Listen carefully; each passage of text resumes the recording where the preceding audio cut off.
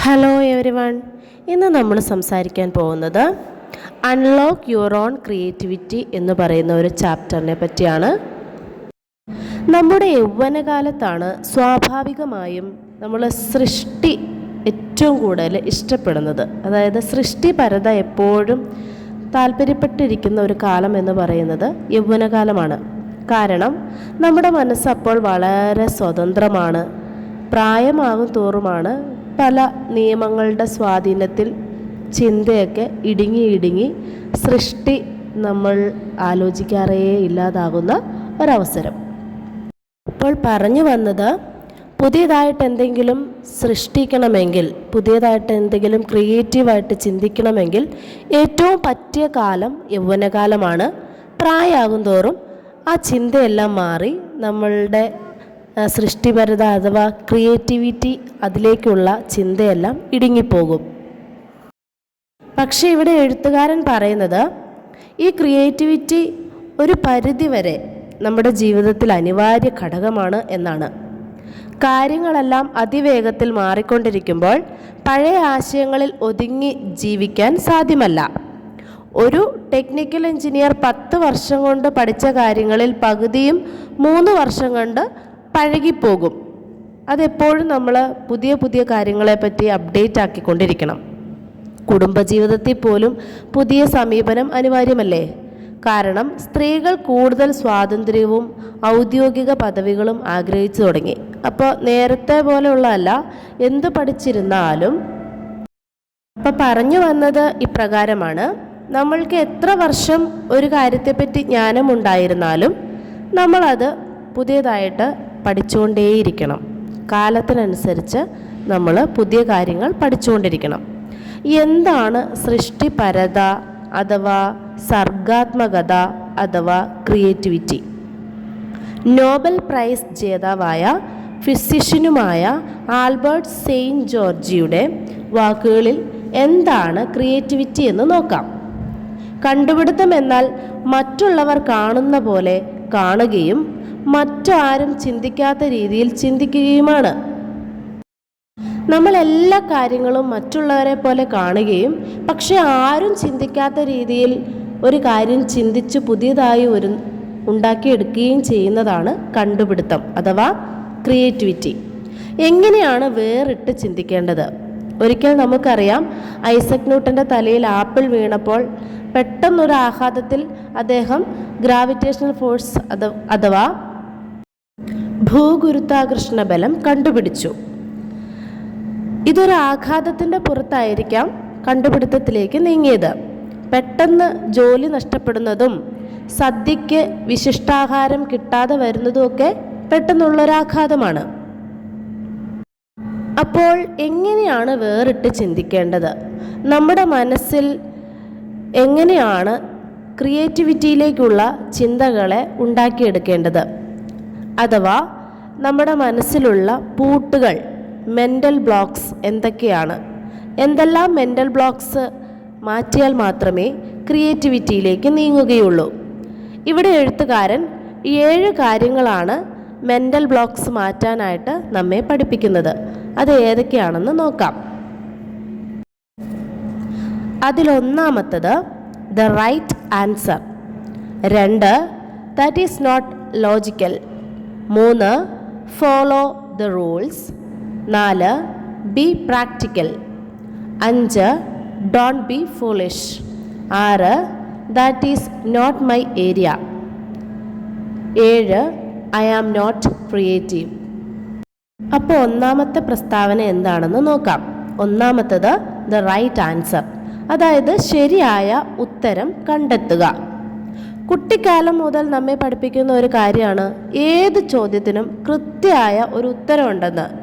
പക്ഷേ പല ചോദ്യങ്ങൾക്കും ഒന്നിൽ കൂടുതൽ ഉത്തരങ്ങളുണ്ട്. നിലവിലുള്ള ജോലി നഷ്ടപ്പെട്ടാൽ എന്ത് ചെയ്യണം? പുതിയ ഒന്ന് കണ്ടെത്തണം, അല്ലെങ്കിൽ പുതിയ ഒരു ട്രേഡ് പഠിക്കണം, അല്ലെങ്കിൽ സ്വന്തമായി ഒരു ബിസിനസ് തുടങ്ങണം. അപ്പോൾ രണ്ടാമത് ഒരു ഉത്തരം കണ്ടെത്താൻ ശ്രമിക്കുമ്പോഴാണ് പുതിയ ആശയങ്ങൾ കണ്ടെത്തുന്നത്. ഫ്രഞ്ച് ഫിലോസഫർ എമിൽ കാർട്ടറുടെ അഭിപ്രായത്തിൽ ഒരാശയം ഏറ്റവും അപകടകാരിയാവുന്നത് ആ ഒരേ ഒരു ആശയം മാത്രം നിലനിൽക്കുന്ന അവസ്ഥയാണ്.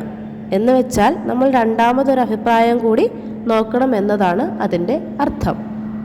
അപ്പോൾ ഒന്നാമത്തെ പ്രസ്താവനയുടെ ഒന്നാമത്തെ സ്റ്റേറ്റ്മെൻറ്റിൻ്റെ ആശയം ഇതാണ്: രണ്ടാമതൊരു ഉത്തരം കണ്ടെത്താൻ ശ്രമിക്കുമ്പോൾ പുതിയ ഒരാശയം കിട്ടുന്നു.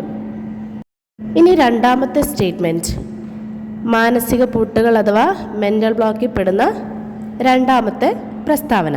That is not logical. നമ്മൾക്ക് എപ്പോഴും സ്വതന്ത്രമായ ചിന്തയാണ് ആവശ്യം. സ്വതന്ത്ര ചിന്തയുടെ ഇളകിയ മണ്ണിലാണ് പുതിയ ചിന്തകൾ മുളയ്ക്കുന്നത് എന്നാണ് പറയുന്നത്. കാരണം അത് വ്യത്യസ്ത സാഹചര്യങ്ങളിൽ സാമ്യവും ബന്ധങ്ങളും കാട്ടിത്തരുന്നു. എന്ന് വെച്ചാൽ നമ്മൾ സ്വതന്ത്രമായി ചിന്തിക്കുക, കഠിനമായ യുക്തിചിന്തകൾ പാടില്ല. ഇനി മൂന്നാമത്തേത് നോക്കാം. ഫോളോ ദ റൂൾസ് എന്ന് വെച്ചാൽ ചില നിയമാവലികൾ പിന്തുടരുക. പുതിയ ആശയങ്ങൾ കണ്ടെത്താൻ പ്രസക്തി നഷ്ടപ്പെട്ട ആശയങ്ങളെ എന്ത് ചെയ്യണം?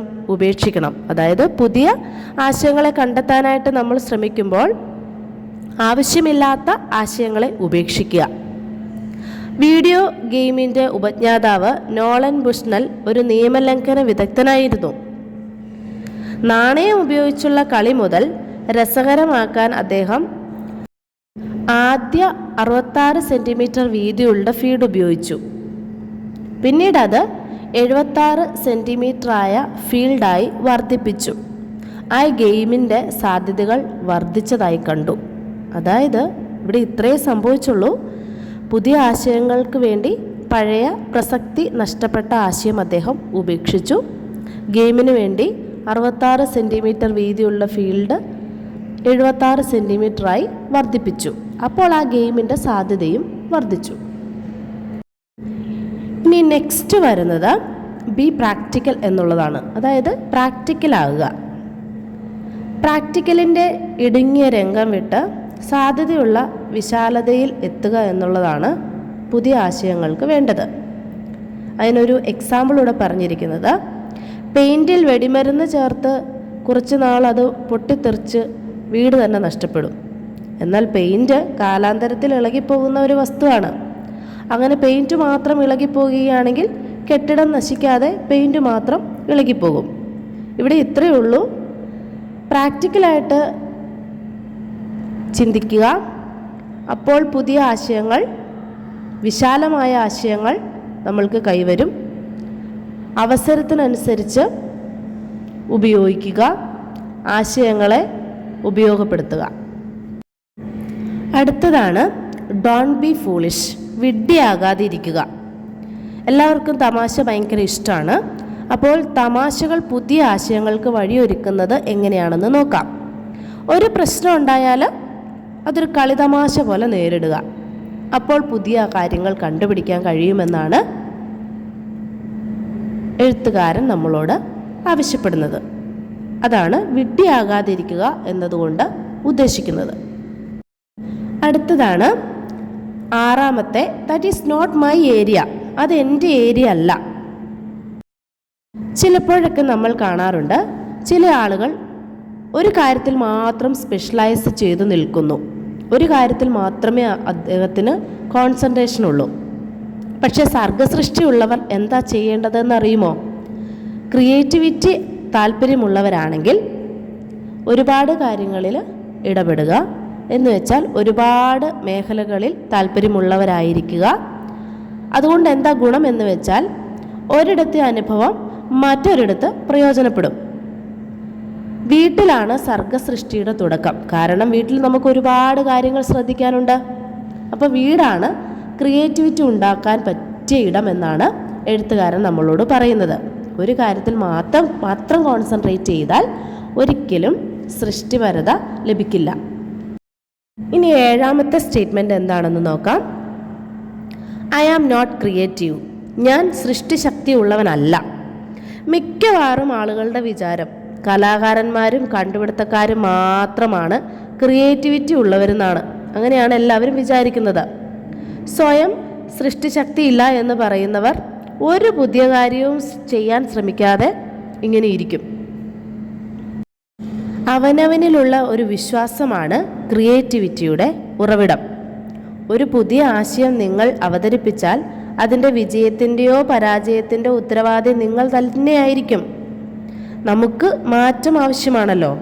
ഈ മാറ്റം എല്ലാവരുടെയും ക്രിയേറ്റിവിറ്റിയുടെ ഫലമാണ്, ഒരു ബുദ്ധിജീവിയുടെ മാത്രം ചിന്തയുടെ ഫലമല്ല. അഥവാ എല്ലാവർക്കും ക്രിയേറ്റിവിറ്റിക്കുള്ള ഒരു കഴിവുണ്ട്. പക്ഷെ നമ്മൾ അതിനെപ്പറ്റി ചിന്തിക്കുകയും പ്രവർത്തിക്കുകയും ചെയ്യുന്നില്ല എന്ന് മാത്രമാണ്. ഒരു ബുദ്ധിജീവിയുടെ മാത്രം ചിന്തയാണോ ഈ ലോകത്തിൻ്റെ മാറ്റത്തിൻ്റെ കാരണം? അല്ല. അപ്പോൾ അവനവനിലുള്ള വിശ്വാസം ഉറപ്പിക്കുക. എല്ലാവർക്കും ക്രിയേറ്റിവിറ്റിക്കുള്ള കഴിവുണ്ട്. അത് ഒരു പ്രത്യേക ആളുകളിൽ മാത്രം കേന്ദ്രീകൃതമല്ല. കലാകാരന്മാരിലും കണ്ടുപിടുത്തക്കാരിലും മാത്രമുള്ള ഒന്നല്ല ക്രിയേറ്റിവിറ്റി എന്നത് മനസ്സിലാക്കുക. അപ്പോൾ ഈ 7 മെൻ്റൽ ബ്ലോക്സ് മനസ്സിലാക്കിയാൽ ഏവർക്കും ക്രിയേറ്റിവിറ്റിക്കുള്ള ഒരു സാധ്യതയുണ്ട്. എല്ലാവർക്കും മനസ്സിലായി എന്ന് കരുതുന്നു. Thank you.